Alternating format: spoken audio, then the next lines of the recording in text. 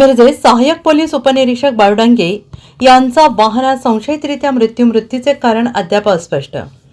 मिरज तालुक्यातील भोसे गावाजवळ वाहनामध्ये मिरज वाहतूक शाखेत कार्यरत असणाऱ्या सहाय्यक पोलीस उपनिरीक्षकाचा मृत्यू झाल्याची घटना समोर आली आहे।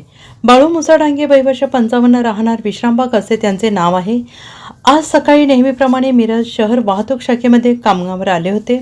दुपारी ते वाहनातून बाहेर निघून गेले। त्यानंतर बाळुडांगे यांच्या कुटुंबियांनी त्यांना फोन लावून संपर्क करण्याचा प्रयत्न केला, पण फोन न उचलल्याने कुटुंबियांनी त्यांची शोधाशोध सुरू केली। यावेळी त्यांच्या मुलाकडे असलेल्या गुगल मॅपवरून त्यांचे वाहनाचे लोकेशन हे रत्नागिरी नागपूर राष्ट्रीय महामार्गावरील भोसे गावाजवळ असल्याचे समजले।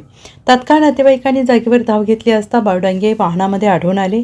त्यांच्या शरीराची कोणतीही हालचाल होत नसल्याने यावेळी वाहनाच्या काचा फोडून त्यांना बाहेर काढले आणि त्यांना मिरज शासकीय रुग्णालय येथे उपचारासाठी दाखल केले, पण उपचार पूर्वीच त्यांचा मृत्यू झाल्याचे डॉक्टरांनी घोषित केले। आणि ही माहिती मिळताच सांगली मिरज येथील बाळुडांगे यांच्या नातेवाईक तसेच पोलीस दलाचे अधिकारी यांनी मिरज शासकीय रुग्णालय येथे धाव घेतली। त्यांच्या मृत्यूचे कारण अद्याप अस्पष्ट आहे। मिरज ग्रामीण पोलीस अधिक तपास करत आहेत।